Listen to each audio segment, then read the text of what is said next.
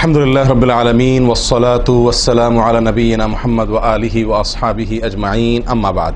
সম্মানিত ভাই বন্ধুগণ, আজকে সংক্ষেপে আমরা কিছু কথা আরজ করার ইরাদা রাখি ওযুর বিষয়ে।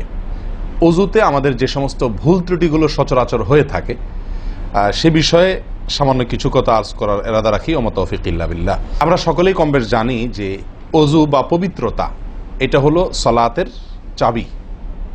নবী সাল্লাল্লাহু আলাইহি ওয়াসাল্লামের সূরা আবু দাউদে বর্ণিত হাদিসে আসছে, তিনি বলেছেন মিফতাহুস সালাতি আত-তাহুর, সালাতের বা নামাজের চাবি হলো কি? পবিত্রতা বা ওযু। তো চাবি যদি ঠিক থাকে, পারফেক্ট হয়, তাহলে তালা খুলবে।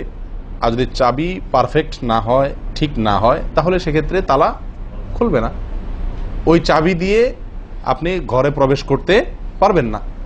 মনে করুন জান্নাত হলো আমার ঘর বা গন্তব্য, ঢুকতে হলে আমাকে সালাতের তালাটুকু খুলে ঢুকতে হবে, অর্থাৎ সালাত পড়ে ঢুকতে হবে, আর তার চাবি হলো পবিত্রতা।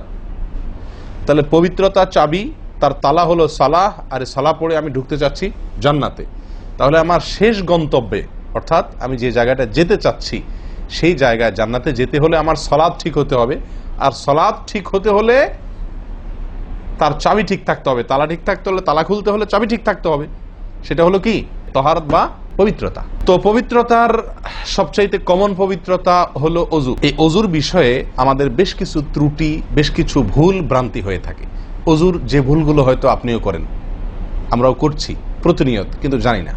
তো সেগুলো নিয়ে আমরা সংক্ষেপে আলোচনা করব। নবী সাল্লাল্লাহু আলাইহি ওয়াসাল্লাম বুখারী মুসলিমের হাদিসে আসছে, তিনি বলেছেন লা তুকবালু সালাতুন বিগাইরি তাহুরিন, পবিত্রতা ছাড়া কোনো সালাত কবুল হবে না।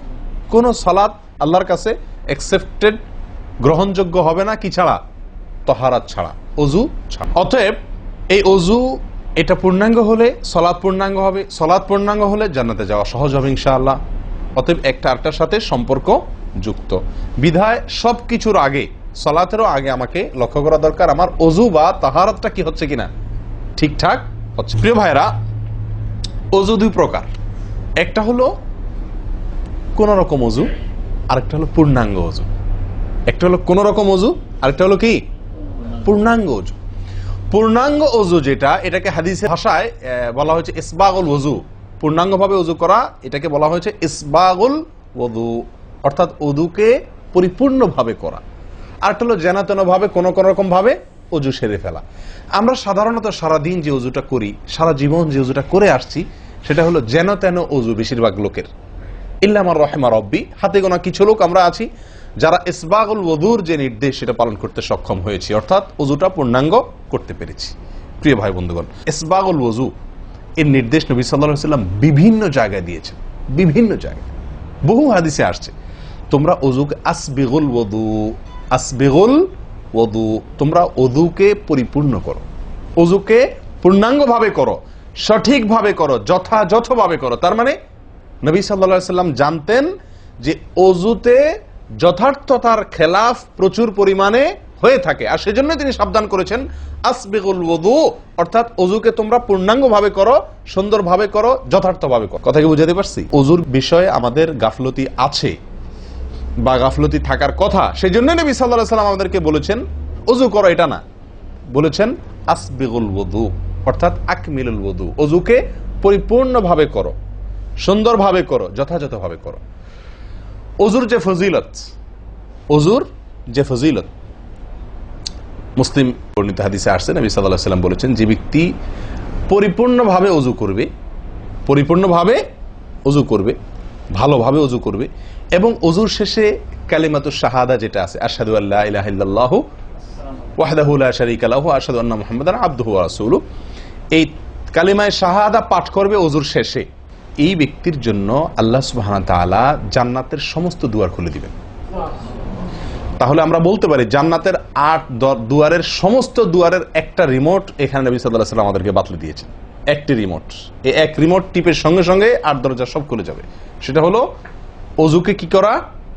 পরিপূর্ণভাবে করা, সুন্দরভাবে করা, এবং এর শেষে, ওযুর শেষে কালিমাতুশ শাহাদা পাঠ করা, আশহাদু আল্লা ইলাহা ইল্লাল্লাহু ওয়াহদাহু লা শারীকা লাহু ওয়া আশহাদু আন্না মুহাম্মাদান আবদুহু ওয়া রাসূলুহু। আপনি পাঠ করলেন, জান্নাতের সমস্ত দুয়ার এর রিমোট যেন টিপ দিলেন। এই তিনটা কাজ করলেন, মানে কি? জান্নাতের 8 দরজার একটি কমন রিমোটে টিপ দিলেন, আপনি সবগুলো পটপট খুলে যাবে, যে কোনো দরজা দিয়ে আপনি জান্নাতে দাখিল হতে পারবেন ইনশাআল্লাহ।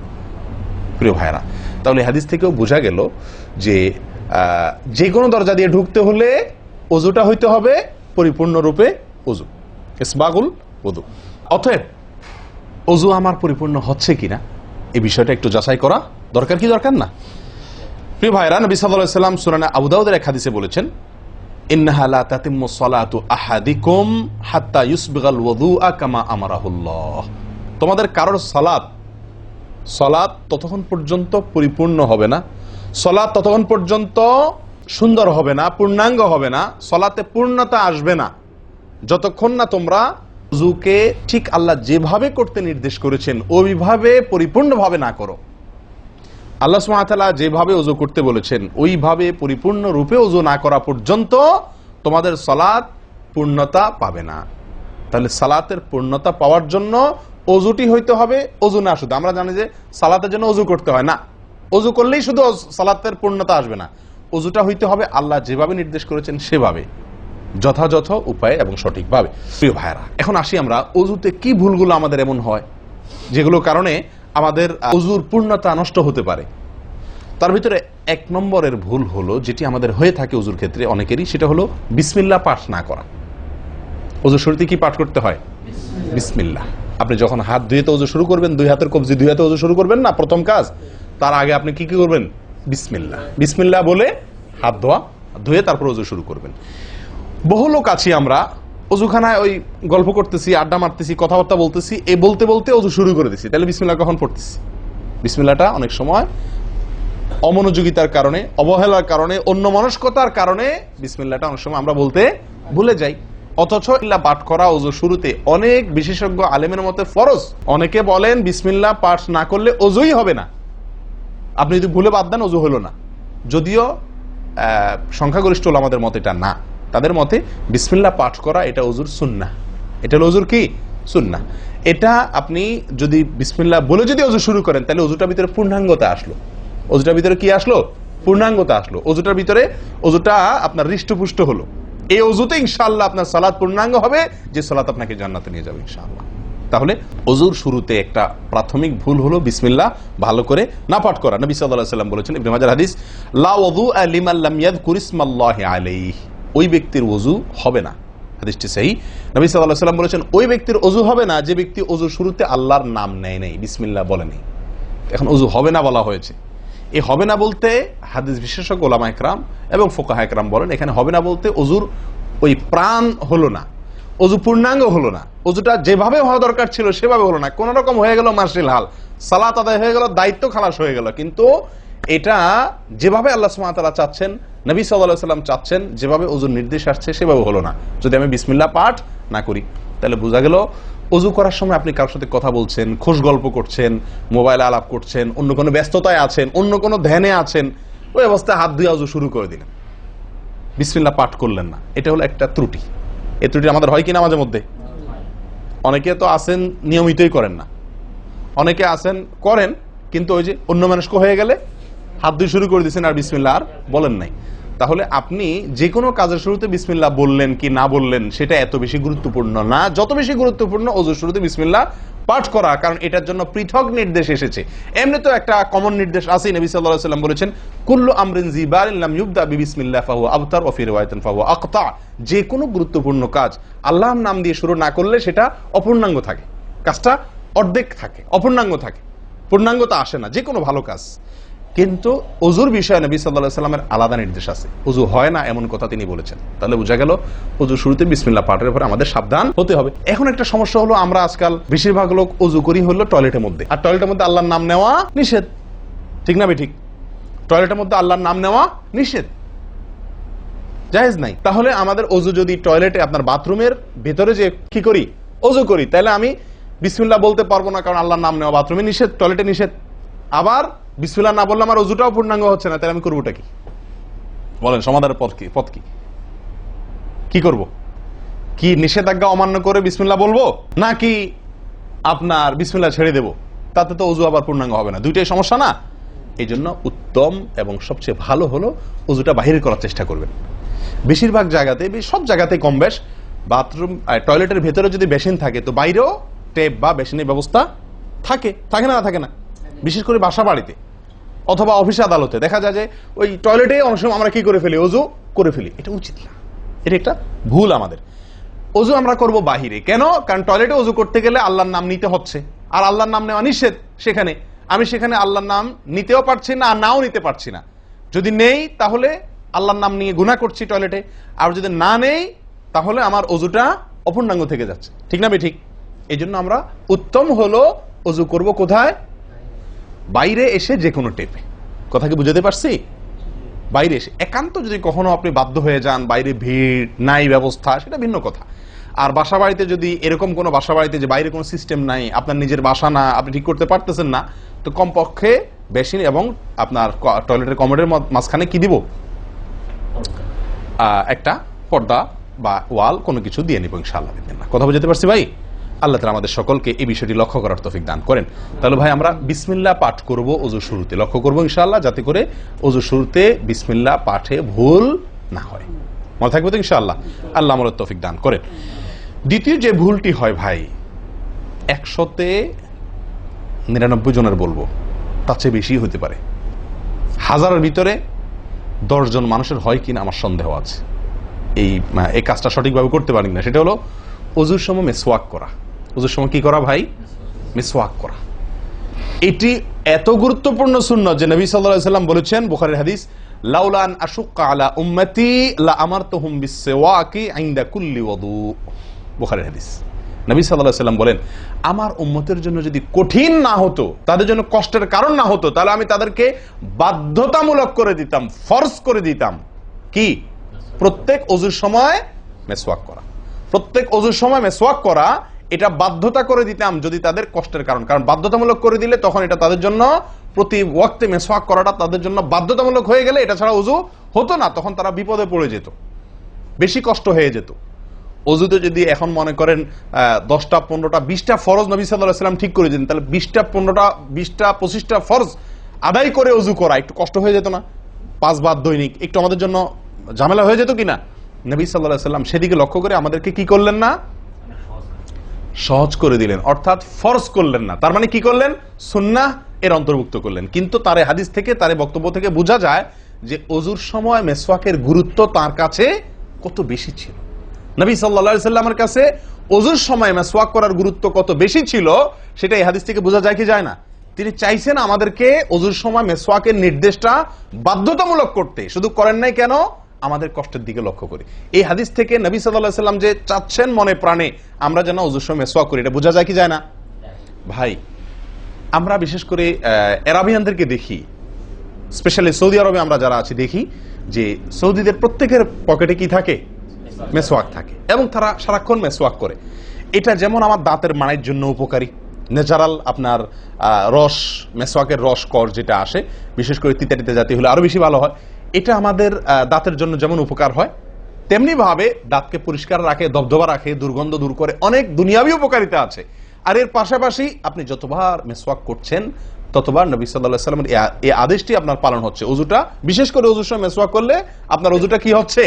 যেই অজুতে তালা খুলবে সুন্দরভাবে এবং আপনি জান্নাত পর্যন্ত যেতে পারবেন, সে অজু হবে যদি আপনি তাতে কি করতে পারেন? অজুর মধ্যে সময় মেসওয়াক করতে পারেন। ভাই কার কার পকেটে মেসওয়াক আছে? আছে সাথে কারো? তো আপনারা আসার সময় আসছেন যে অজু করেন নাই? মেসওয়াক আছে কার কার? আলহামদুলিল্লাহ, একজন পাওয়া গেল। আর ভাই অজুর সময় মেসওয়াক, এটি আমরা ছেড়ে দিয়েছি। এই আমলটা আমাদের মধ্যে নাই বললেই চলে। কি বলেন? এই আমলটাকে পুনর্জীবন দেওয়া যায় কি না? যায় না? অন্য কারোর জন্য না, আমার নিজের জন্য।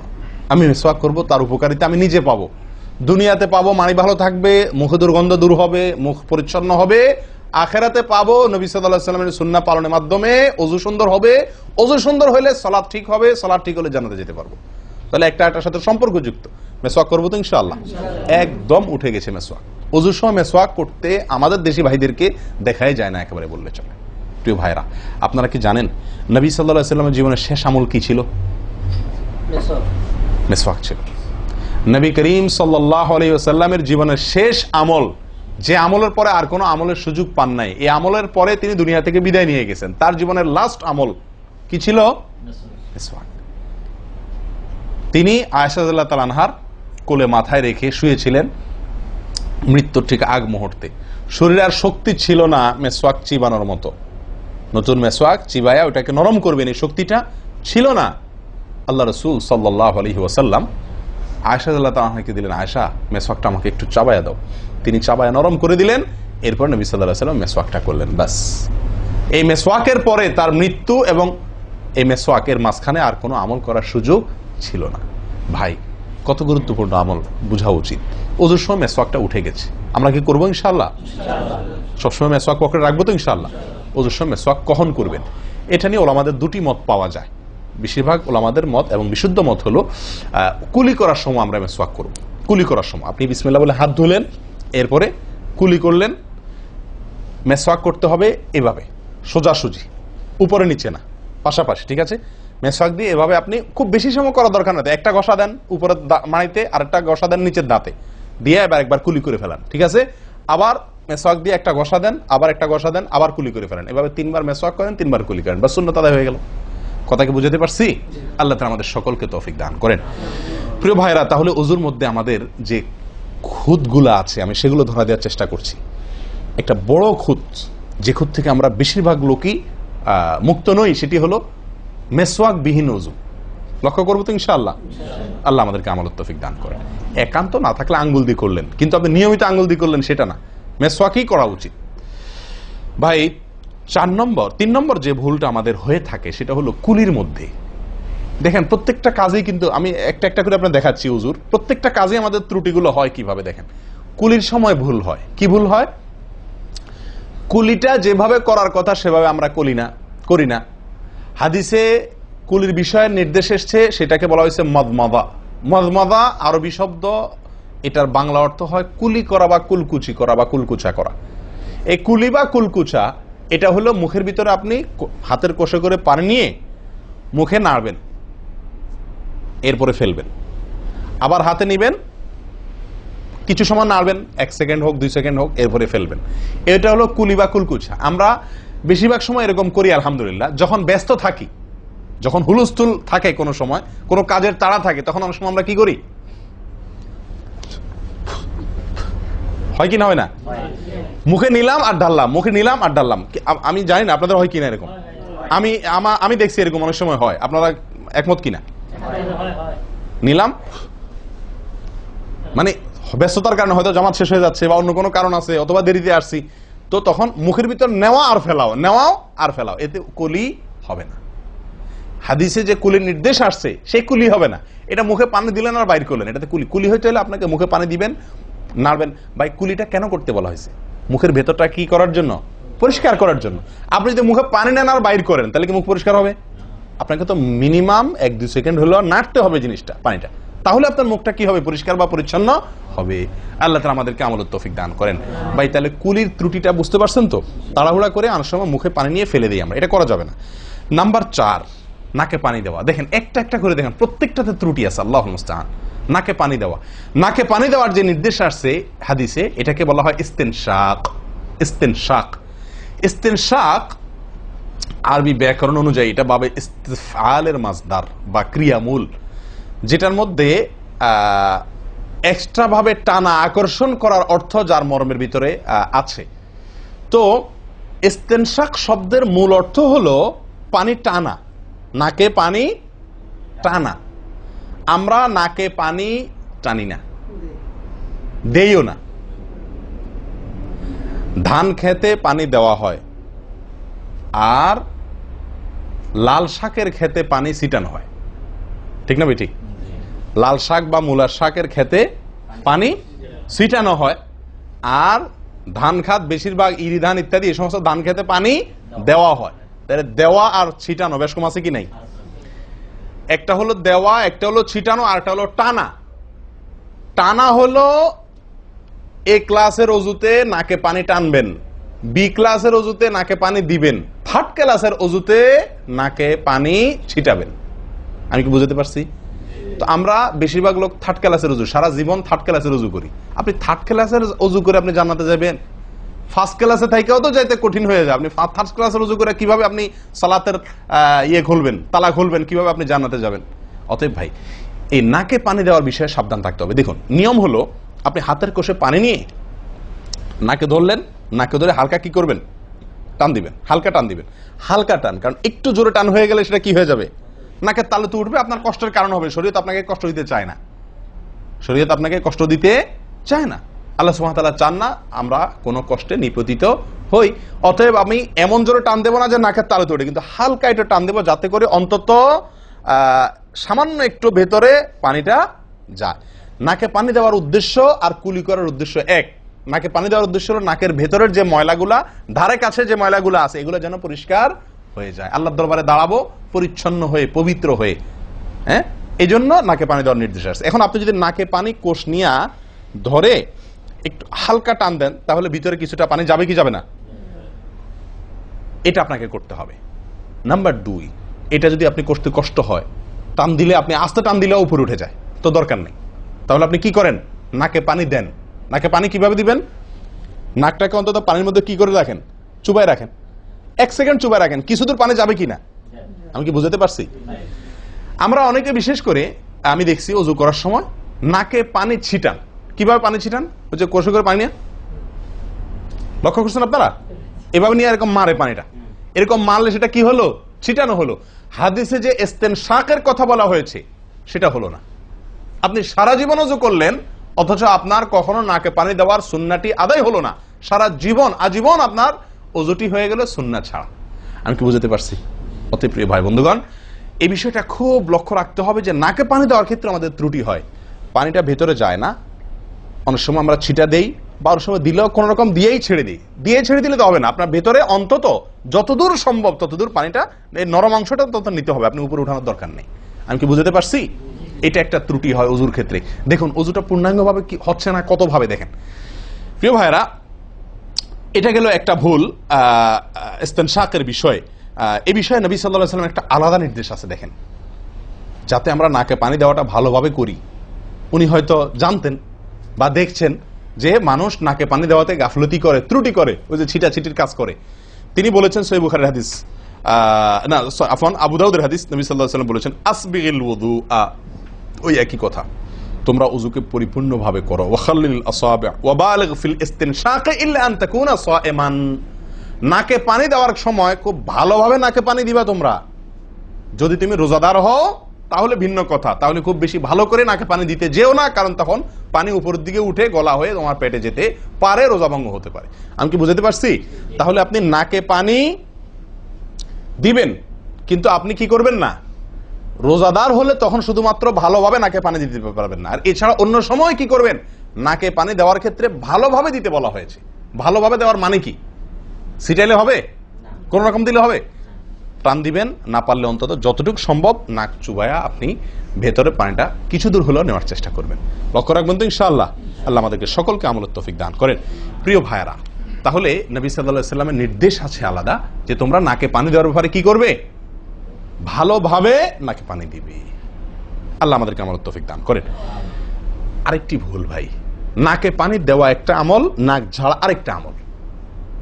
নাকে পানি দেওয়া এটা একটা নির্দেশ, আর নাক ঝাড়া আরেকটা নির্দেশ। আমি কি বুঝাতে পারছি? কুলি করা একটা আমল, হাত ধোয়া একটা আমল, হাতের কবজি পর্যন্ত 2 হাতের বিসমিল্লাহ বলা, তারপর তো এটা আছেই। এরপরে মেসওয়াক করা একটা আমল, কুলি করা আরেকটা সুন্নাহ, কুলির পরে নাকে পানি দেওয়া বা নাক দেওয়া পানি টানা আরেকটা আমল, এরপরে নাক ঝাড়া আরেকটা আমল। আমি কি বুঝাতে পারছি? নাক ঝাড়া এটাকে বলা হয় হাদিসের ভাষা ইস্তিনসার, ইস্তিনসার, ঝাড়া। এই নাক ঝাড়ার ক্ষেত্রে বিরাট ভুল হয় ভাই। ভুল, সবচেয়ে বড় ভুল তো এটা যে নাক ঝাড়াটা অনেকে ঝাড়েই না, ওই যে ছিটায় দেয় বশেষ। নাক ঝাড়াটা ঝাড়তে হয় এটা অনেকে জানেনই না, করেনই না এটা। আবার অনেকে করেন তো মাঝে মধ্যে করেন, কিন্তু নাক ঝাড়াটা করা উচিত।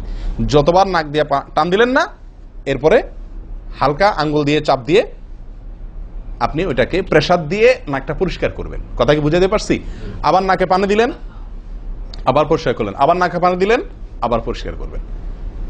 ভাই এটা হলো নাক ঝাড়া। এই বিষয়ে নবী সাল্লাল্লাহু আলাইহি ওয়াসাল্লামের নির্দেশ আছে। দেখুন সহিহ বুখারীতে আসছে, তিনি বলেন ইযাস্তাইকাযা আহাদুকুম মিন মানামিহি, যদি কেউ ঘুম থেকে উঠে, যদি কেউ ঘুম থেকে উঠে ফাতাওয়াদ্দা, এরপরে সে উযু করতে যায়, ফালিয়াস্তানসির সালাসান, তাহলে সেই জন্য 3 বার নাক ঝাড়ে, নাক পরিষ্কার করে। কেন? ফাইন্নাশ শাইতানা ইয়াবিতু আলা খাইশুমিহি, কারণ নাকের যে বাঁশি, উপরের ছিদ্র, এই জায়গাটায় শয়তান রাত্রি যাপন করে। শয়তানের বেডরুম আপনার নাকের বাঁশি, বুঝতে পারছেন? শয়তানের বেডরুম হলো আমাদের নাকের বাঁশি। নবী সাল্লাল্লাহু আলাইহি ওয়াসাল্লাম বলছেন এই জায়গাটা সে অবস্থান নেয় এবং এই জায়গায় গিয়া মোটামুটি আমাদেরকে ব্রেন ওয়াশ করে যে শুয়ে থাক, আরাম কর, যত ওয়াসওয়াসা দেওয়া দরকার, তার যে ডিউটি সেটা সে পালন করে, কুকামের যত বুদ্ধি দেওয়া দরকার, কিন্তু তার এই ঘাঁটি হলো আমাদের নাকের বাঁশি। ওযুর সময় যদি আমরা এটাকে সুন্নাহ পালন করতে গিয়ে এটাকে ঝাড়ি, তাহলে শয়তান দূর হয়ে যায়। কথা বুঝতে পারছি ভাই? এই বিষয়ে আরো কয়েকটি হাদিস আছে যে হাদিসগুলো দ্বারা বোঝা যায় যে শয়তানের অবস্থান এই জায়গাটাতে থাকে মানুষের দেহে। তো আপনি যদি শরীরটাকে ফুরফুরে করতে চান, শয়তান ওয়াসওয়াসা থেকে ফ্রেশ হয়ে যেতে চান, তাহলে আপনার নাক ঝাড়ার আমলটার ব্যাপারে গুরুত্ব দিতে হবে। কথা বুঝতে পারছি ভাই? তাহলে ওলামা ইকরাম বলেন এই হাদিসে তো ঘুম থেকে উঠে ওযু করার ক্ষেত্রে বলা হয়েছে, তো এর মানে শুধু ঘুমের জন্যই এটা খাস নয়, ঘুম থেকে উঠে আপনি ওযু করলে সে ওযুতে এটা বেশি গুরুত্বপূর্ণ, কিন্তু অন্য সকল ওযুতেই বিষয়টি আমলযোগ্য বা সুন্নাহ। অতএব আমরা নাকে পানি দেব একটা আমল, আবার না কি করব, ঝাড়বো আরেকটা আমল। ভাই এরপরে আসি আরেকটি গুরুত্বপূর্ণ আমল যেটি হয় না, বা আরেকটি ত্রুটি ওযুতে, সেটি হলো আঙ্গুল খেলাল না করা। ওযুতে কি না করা? আঙ্গুল খেলাল না করা। আঙ্গুল খেলাল হলো হাত এবং পায়ের আঙ্গুলের যে চিপাগুলো আছে, এই চিপাগুলোতে পানি পৌঁছানোর জন্য, পানি পৌঁছানোটা নিশ্চিত করার জন্য কি করতে হবে? এক হাতের আঙ্গুলকে অন্য হাতের আঙ্গুলের চিপায় ঢুকায়া এভাবে কি করতে হবে? একটু হালকা নাড়তে হবে, যাতে করে জায়গাটাতে চিপাটাতে পানি গেছে এটা কারণ এই চিপাগুলোতে পানি নাও যেতে পারে শুকিয়ে থাকার কারণে। তা আপনি যদি একটু না দেন পানির ভিজা আঙ্গুল দিয়া, তাহলে ইনশাআল্লাহ ওখানে পানি পৌঁছানোটা মোটামুটি নিশ্চিত হয়ে যাবে। ঠিক না? ঠিক। তাহলে এই জিনিসটা অনেক সময় আমরা করি না, অথচ নবী সাল্লাল্লাহু আলাইহি ওয়াসাল্লামের নির্দেশ আছে আলাদা। তিনি বলেছেন, আবু দাউদের হাদিস, আসবিগিল ওযুআ ওয়া খাল্লিল বাইনাল আসাবি', ওযুকে পরিপূর্ণভাবে করো। আর ওযুকে পরিপূর্ণভাবে করার একটি অন্যতম কাজ হলো আপনার আঙ্গুলের মাঝে কি করা? খেলাল করা। তিনি বলেছেন তোমরা আঙ্গুলের মাঝে খেলাল করবে, এক আঙ্গুলকে অন্য আঙ্গুলের মাঝে প্রবেশ করে পরিষ্কার করবে। এটা হলো হাতের আঙ্গুল। পায়ের আঙ্গুল কিভাবে করবেন? পায়ের আঙ্গুল তো আর এক আঙ্গুল অন্য পায়ের আঙ্গুল ঢুকাতে পারবেন না। সেটা করবেন হলো, অন্য হাদিসে আসছে, এই যে কোনোই আঙ্গুল আছে না, কোনোই আঙ্গুল দিয়া সব চিপাগুলোতে কি করবেন? ঘষা দিবেন। কোনোই আঙ্গুল দিয়া আপনার সব পায়ের আঙ্গুল চিপাগুলোতে ঘষা দিবেন। ভাই আমরা কজনে করি এই খেলার আমলটা বলুন তো? পায়ের আঙ্গুল, কোন আঙ্গুল দিয়া পায়ের আঙ্গুলের চিপা খেলাল করা, হাতের আঙ্গুল খেলাল করা, কজনে করি আমরা বলেন? তাহলে এই ভুলগুলো আমাদের অহরহ হচ্ছে না ভাই? আমরা কি জান্নাতে যেতে চাই না? আমাদের সালাদটা সুন্দর হোক আমরা চাই না ভাই? আমাদের এই সালাদ খুব পাওয়ারফুল হোক, শক্তিশালী সালাত হোক, এই সালাতের মাধ্যমে আমি অন্যায় থেকে বেঁচে থাকবো, এই সালাতের মাধ্যমে আমি জান্নাতে যাব, এই সালাত আমাকে খাঁটি মুসলিম বানাবে, এই সালাত আমাকে আল্লাহর কাছে প্রিয় বানাবে, এই সালাত কি আমাদের নূর হবে, আমরা চাই না ভাই? এগুলো যদি চাই তাহলে আমাকে ওযু সুন্দর করতে হবে, আর ওযু সুন্দর করতে গিয়ে এই ভুলগুলোর ব্যাপারে সাবধান হতে হবে। তাহলে আঙ্গুল খেলাল করা, পায়ের আঙ্গুল, হাতের আঙ্গুল আমরা করি না বললেই চলে ভাই। তো আজকে থেকে ইনশাআল্লাহ করবো তো, নাকি যা শুনছেন এটা এখানে রেখে চলে যাবেন? ভাই যদি পরিবর্তন না করেন, পরিবর্তন যদি আমরা না করি নিজেদেরকে, ওয়াল্লাহি সারা জীবন ওয়াজ শুনবো, কি লাভ বলেন? সময়টা নষ্ট। আপনি যদি এই কথাগুলোর উপরে আমলের চেষ্টা না করেন, নিজের জীবনে ফিট না করেন, এই ভুলগুলাকে ওযু করার সময় মাথায় রেখে এই ভুলগুলাকে আপনি দূর না করেন, তাহলে সেক্ষেত্রে এই শোনার কোনো লাভ হলো না। করবো তো ইনশাআল্লাহ। আল্লাহ সুবহানাহু ওয়া তাআলা আমাদের সকলকে সচেতন মুমিন হওয়ার তৌফিক দান করেন। সচেতন মুমিনের পরিচয় হলো মুমিন তার প্রত্যেকটা ভুলকে শিখবে, সংশোধন করবে, শিখবে, সংশোধন করবে। এভাবে করতে করতে করতে সে মুমিন হিসাবে কোয়ালিটিফুল আফার ক্লাসের মুমিন হতে পারবে, আল্লাহর কাছে প্রিয় পাত্র হতে পারবে। চেষ্টা করবো তো ইনশাআল্লাহ। আল্লাহ আমাদের সকলকে তৌফিক দান করেন। প্রিয় ভাইয়ারা, ওযুর ক্ষেত্রে আরেকটি ভুল, এই যতগুলো ভুল বললাম এর ভিতরে বড় দুটি ভুল বলে ওযুর ভুলকে আমরা শেষের দিকে চলে আসছি। একটি বড় ভুল হলো শুকনা থেকে যাওয়া। কোন জায়গা যদি আপনার অবহেলার কারণে শুকনা থেকে যায়, ওযুর অঙ্গগুলো যেগুলো ধুইতে হবে, তার কোনো অঙ্গ যদি শুকনা থেকে যায়, ওযু হবে? ওযু হবে না। এক ব্যক্তি ওযু করে আসছেন, নবী সাল্লাল্লাহু আলাইহি ওয়াসাল্লাম দেখেছেন তার ওযুর কোন জায়গা শুকনা আছে, তিনি বললেন যাও আবার ওযু করো, তোমার ওযু হয় নাই। তিনি তাকে পুনরায় ওযু করাইছেন। কেন? তার ওযু সঠিকভাবে হয় না, শুকনা রয়ে গেছে। অনেক সময় দেখা যায় আমাদের অনেক ভাই ওযু করেন, ওযু করলে বেশ কিছু জায়গা, বিশেষ করে যে কোন জায়গাটা, এই জায়গাটা দেখা যায় শুকনা থাকে। এই যে কানের লতির এই যে জায়গাটা, এখানে দেখা যায় একটু কি থাকে, শুকনা থাকে, কপালের দিকে দেখা যায় শুকনা থাকে। এই জায়গাগুলো অনেক সময় দেখা যায়, বহু লোককে দেখা যায় উজু করে আসছে এখানে শুকনা, এখানে শুকনা, পায়ের গোড়ালি গিরা এই জায়গাগুলোতে শুকনা। কারণ হলো ওই যে অবহেলা করে উজু করছে, কোন রকম উজু করছে, উজুটা যেভাবে করা দরকার সেভাবে করে নাই। ভাই এই জিনিসটা আপনার লক্ষ্য করা দরকার, কি দরকার না? অজুই হবে না। এই যে ভুলগুলো বললাম এগুলা হলে আপনার অজু হয়ে যাবে, কাগজে কলমে অজু হয়ে যাবে। কিন্তু এখনকার যে ভুলটা বললাম, যদি শুকনা না থাইকা যে আল্লাহ মাফ করেন, তাহলে কাগজে কলমে অজু হবে না, কাগজে কলমেও কি হবে না, অজু হবে না। এত জঘন্য, সাবধান থাকার দরকার, কি দরকার না? আল্লাহ তাআলা আমাদেরকে সাবধান হওয়ার তৌফিক দান করেন। ভাই আরেকটি বড় ভুল, এটাও বিশাল বড় ভুল, সেটা হলো পানি অপচয় করা। পানি অপচয় করা, আল্লাহ মাফ করেন, এটা থেকে মুক্ত আমরা কেউই না বোধ হয় এই যুগে। পানি অপচয় অজুর সময়, ভাই আমাদের অজুতে কত পানি লাগে। আপনি যদি, আমরা তো বেশিরভাগ লোক এখন ট্যাপে উজু করি না, আপনি যে ট্যাপটা ব্যবহার করেন ওই ট্যাপের নিচে যদি একটা কি রাখেন, বালতি রেখে দেন, আপনি অজু করার শেষে লক্ষ্য করে দেখেন একটা খালি বালতি যদি রাখেন কি পরিমাণ পানি পড়বে আনুমানিক? প্রায় এক বালতির মতো হয়ে যাবে না? সুবহানাল্লাহ, 50-100 জন লোকের উজুর পানি এটা। নবী সাল্লাল্লাহু আলাইহি সাল্লামের উজুর পানির পরিমাণটুকু হাদিসে আসছে ভাই। এক গ্লাস পরিমাণ পানি দিয়ে তার কি হয়ে যেত, উজু হয়ে যেত। এক গ্লাস পানির প্রয়োজন হতো না নবী সাল্লাল্লাহু আলাইহি সাল্লামের উজুতে, গোটা উজুতে। আর সেখানে এক গ্লাস তো আমাদের শুধু কিসেই লাগে, হাত ধুতেও এক গ্লাস হয় কিনা সন্দেহ, এক হাতেও হয় কিনা এক গ্লাস ধুতে সন্দেহ। ভাই হাসির বিষয় না, এটা খুব জঘন্য অপরাধ, জঘন্য অপরাধ। আল্লাহ সুবহানাহু ওয়া তাআলা কোরআন কারীমের ভিতরে কি বলেছেন? ইন্নাল মুবাযযিরিনা কানু ইখওয়ানাশ শায়াতিন, শয়তানের ভাই। হারাম পানি অপচয় করা, পানি অপচয় করা। সাহাবা একরাম জিজ্ঞেস করছেন, ইয়া রাসূলুল্লাহ, আমরা তো কেউ বলবো ভাই এই যে নির্দেশ নিষেধ এগুলো তো সাহাবীদের যুগে পানির টানাটানি ছিল, মরুভূমি এলাকার লোক ছিল, তখনকার বোধহয় সমস্যা। ভাই এখন তো আমাদের যুগে আলহামদুলিল্লাহ কি আছে, প্রচুর পরিমাণে পানি আছে, পানির তো অভাব নেই আল্লাহর ফজলে। আমরা কেউ হয়তো মনে করি যে অনেক পানি আছে, এখন বোধহয় আর এই এত টানাটানি করে ওযু করার প্রয়োজন নাই। আমি বলবো না ভাই, এটা ভুল। সাহাবা একরাম জিজ্ঞেস করছেন নবী সাল্লাল্লাহু আলাইহি ওয়াসাল্লামকে, ইয়া রাসূলুল্লাহ, যদি আমরা সমুদ্রে থাকি, নৌকায় যাচ্ছি, জাহাজে যাচ্ছি, সমুদ্রে পানির কোনো অভাব নাই, সেখানে পানি ব্যবহারের ক্ষেত্রেও কি আমাকে হিসাব করে করতে হবে? অতিরিক্ত করলে হিসাব দিতে হবে? নবী সাল্লাল্লাহু আলাইহি ওয়াসাল্লাম হাবাচক উত্তর দিয়েছেন। ও ভাই, তাহলে বোঝা গেল যে পানি ট্যাঙ্কিতে আছে, আপনার লাইনে পানি আছে, এই জন্য আমি পানি অপচয় করার অনুমতি আমাকে শরীয়ত দেয় নাই। অতিরিক্ত পানি ব্যবহার করলে আমাকে হিসাব দিতে হবে। সবচেয়ে উত্তম, সবচেয়ে ভালো হয় ভাই, আপনি যদি সম্ভব হয় বদনা বা কোনো জগ ইত্যাদিতে, মগ ইত্যাদিতে আপনি ওযু করেন, সবচেয়ে ভালো।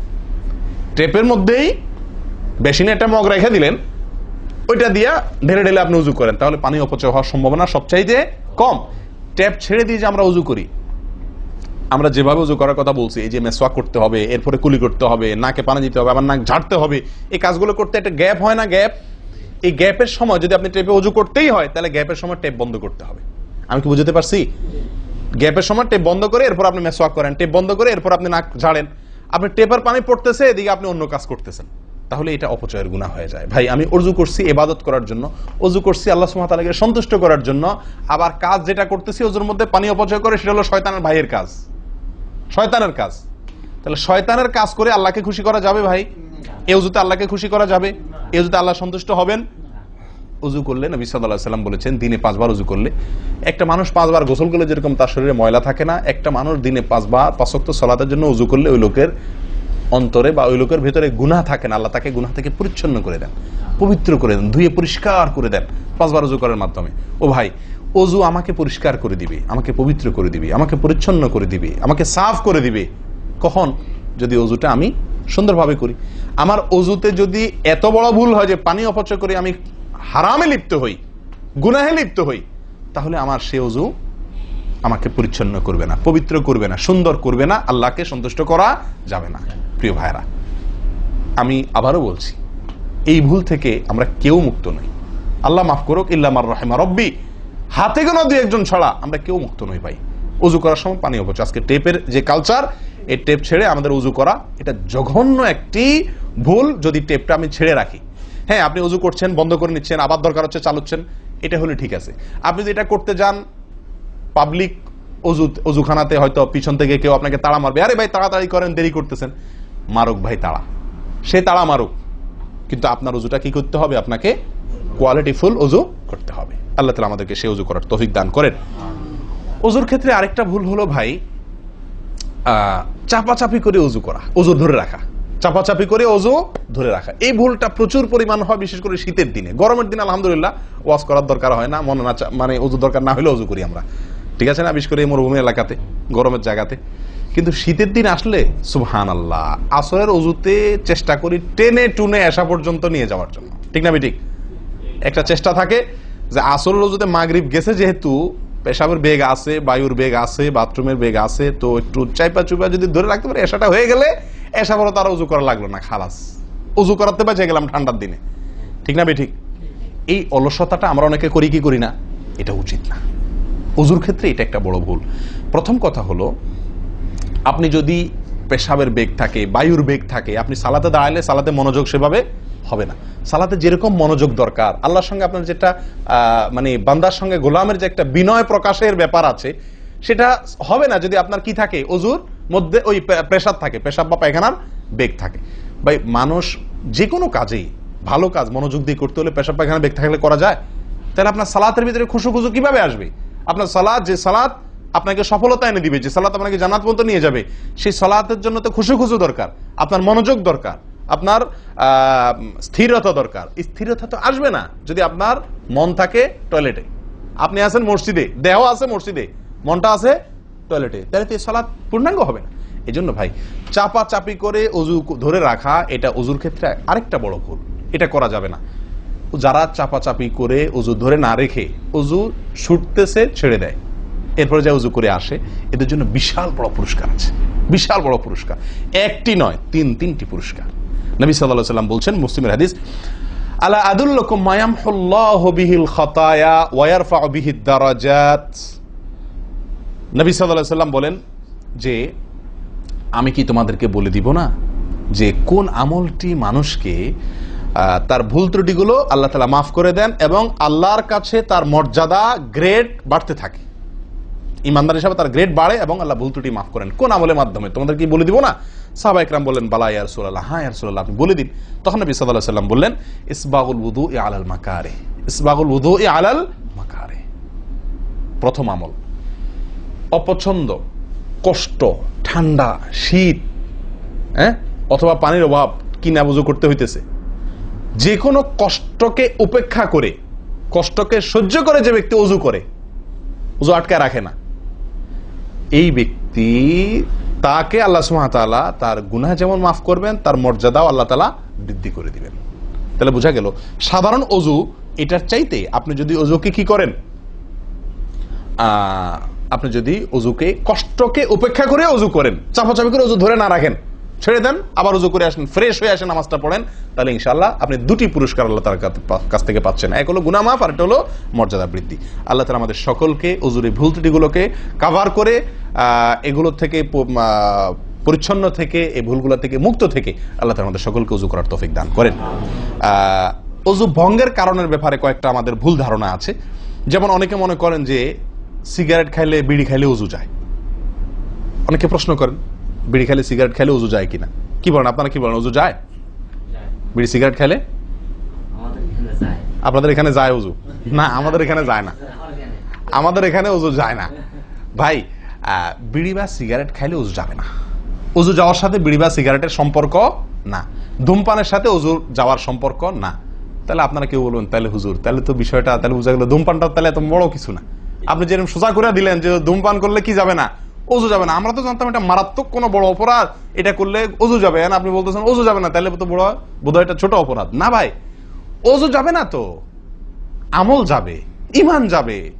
অজু গেলে তো কোনো ব্যাপার ছিল না, অজু যাওয়া কোনো দোষের কিছু ভাই। একজনের অজু আছে, তার বায়ু আসছে, অজু গেল। একজনের অজু আছে, পেশাব করলে অজু চলে গেছে, তার কোনো দোষ করছে সে? আপনারা বুঝেন না আমার কথা? অজু চলে গেলে সেটা কি দোষের কিছু? তাহলে এটা তো আমার বড় কিছু না, দোষের কিছু না। বিড়ি খাইলে, সিগারেট খাইলে অজু যাবে না তো, অজু যাওয়া তো দোষের কিছু না। এর চেয়ে বড়টা যাবে, তাকওয়া যাবে। কি যাবে? তাকওয়া ছুটে যাবে, মুত্তাকির খাতা থেকে নাম কাটা যাবে। বুঝেন না কথা? নেক আমলদারের খাতা থেকে নাম কেটে যাবে, গুনাহগার হবে, গুনাহে লিপ্ত হলো সে। অজু ভাঙলে তো দোষের কিছু হতো না, ভুল তেমন কোনো ক্ষতির কিছু হতো না, কিন্তু তার চাইতে বড় ক্ষতি হবে, কিন্তু অজু ভাঙবে না বলে তাহলে কি সিগারেট খায় ডাইরেক্ট মসজিদে চলে আসবো? না, সেটা জায়েজ নাই। সিগারেট যদি খান, এই বদ অভ্যাস যদি থাকে, হারামে লিপ্ত হওয়ার অভ্যাস থাকে, আল্লাহ হেফাজত করুক, সবাইকে ফিরে আসার তৌফিক দান করুক। কমের পক্ষে মুখকে ভালো করে ফ্রেশ করে পরিষ্কার করে ব্রাশ করে মেসওয়াক করে দুর্গন্ধ দূর করে তারপর মসজিদে আসবেন। কথা বুঝে আসছে? যাতে অন্য মানুষ কষ্ট না পায়। অনেকে মনে করেন হাঁটুর উপরে কাপড় উঠলে অজু ভেঙে যায়, ঠিক না? ঠিক। আপনারা কি বলেন? আপনাদের দেশে অজু ভাঙেনি? আপনাদের এখানে ভাঙে? আচ্ছা, ভাঙতে পারে। কোন কোন এলাকাতে হাঁটুর উপরে অজু কাপড় উঠলে কি করে? অজু ভাঙে। এটা অনেকে বলেন যে ভাই সতর যদি খুলে যায়, হাঁটুর উপরে কথা না, সতর খুলে গেল, কেউ অজু করার পরে উলঙ্গ হয়ে গেল কাপড় পাল্টাতে গিয়া বা কোনো কারণ, এক কথায় অজুর পরে যদি সতর খুলে যায় অজু ভাঙবে না। কিন্তু আমাদের অনেক দেশে অনেক এলাকাতে অজু ভাঙে না ভাই। এই যেখানে ভাঙে সেখানে আসলে ভাঙা উচিত না। অজু আপনার সতর খুললে কি হয় না? অজু ভঙ্গ হয় না। এর সাথে অজু ভঙ্গ হওয়ার সম্পর্ক নেই। ওই যে বলছি ধূমপানের মতো, সতর যদি অন্য মানুষের সামনে খোলেন আপনি, তাহলে অজু ভাঙলে তো দোষের কিছু হতো না, এখানে তাকওয়া ভাঙবে, অজু ভাঙবে না। আমি কি বুঝাতে পারছি? এর চেয়ে বড় অপরাধ হবে, কবিরা গুনাহ লিপ্ত হলেন আপনি, ফরজ তরক হয়ে গেল, আপনি বড় গুনাহ করলেন। অজু ভাঙলে তো এমন দোষে কিছু হতো না, কিন্তু অজু ভাঙবে না। অনেকে মনে করে টিভি দেখলে, সিনেমা দেখলে, নাটক দেখলে, গান ফান দেখলে অজু ভাঙে না।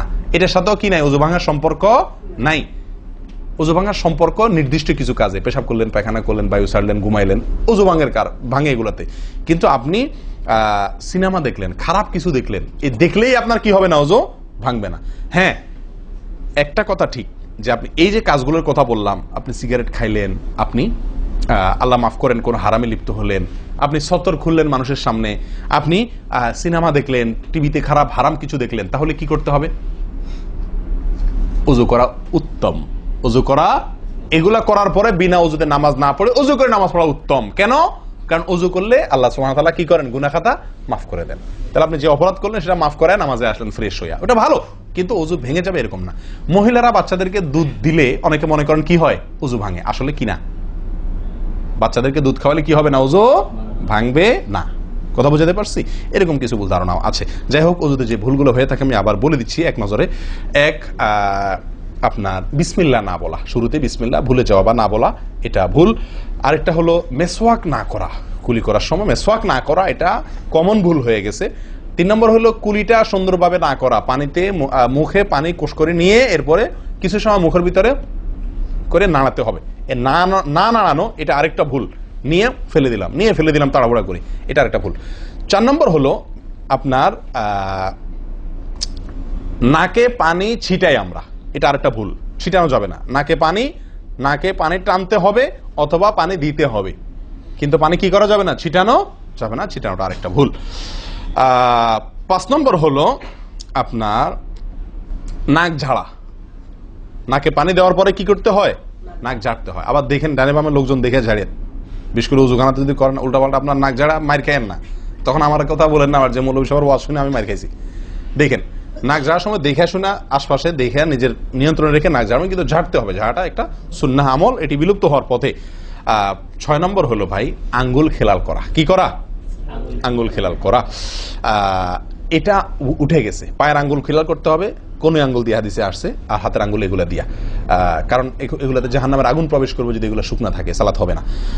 এরপর আসি 7 নম্বর ভুল হলো আপনার সালাতের মধ্যে, এই ওযুর মধ্যে কোন অঙ্গ শুকনা থেকে যায়, বিশেষ করে গিরা। নবী সাল্লাল্লাহু আলাইহি ওয়াসাল্লাম বলেছেন ওয়াইলুল লিল আকাবি মিনান নার, তোমরা পায়ের গিরা গোড়ালি এগুলোকে জাহান্নামের আগুন থেকে বাঁচাবা, অর্থাৎ এগুলোতে ভালো করে পানি পৌঁছানোর জন্য। কারণ বিশেষ করে শুকনার দিনে, শুকনা যখন হয় শীতের দিনে, তখন এগুলো ফেটে যায়, পানি আপনি ঢাললেই যায় না, একটু হালকা ডললে ভালো করে তারপরে পানিটা জায়গা মতো যায়। এই জন্য ওইগুলোর পরে গোড়ালির পরে বিশেষভাবে লক্ষ্য রাখা দরকার। আর কষ্ট উপেক্ষা করে উজু করার চেষ্টা করা দরকার। আর শেষ যেটা, সেটা হলো পানি অপচয়। কি করা ভাই? পানি অপচয় করা। প্রচুর পরিমাণ পানি আমরা অপচয় করি উজু করার সময়, যেটা আমাদের উজুর সৌন্দর্যকে নষ্ট করে, উজুর গুণগত মানকে নষ্ট করে দেয়। আসুন সুন্দরভাবে উজু করার স্বার্থে এই ভুলগুলো থেকে মুক্ত থাকার চেষ্টা করি। আল্লাহ তাআলা আমাদের সকলকে আমলের তৌফিক দান করেন। ওয়া আখিরু দাওয়ানা আলহামদুলিল্লাহি রাব্বিল আলামিন। আসসালামু আলাইকুম ওয়া রাহমাতুল্লাহি ওয়া বারাকাতুহু।